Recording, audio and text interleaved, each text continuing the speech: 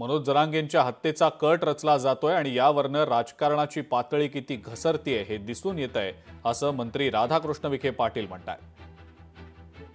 आमदार धनंजय मुंडेंकडनं ही अपेक्षा नव्हती असं म्हणत राधाकृष्ण विखे पाटलांनी घटनेचा निषेध नोंदवलाय। तर म्हणजे राजकारणाची पातळी किती खालच्या स्तरावर गेलेली आहे।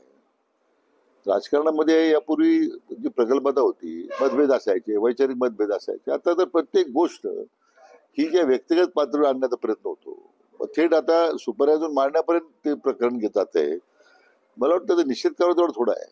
मी स्वतः जरांगे पाटलाशी बोललोय, तर त्यांनी मला सांगितलं की त्यांच्याकडे माहिती अगोदरच होती आलेली।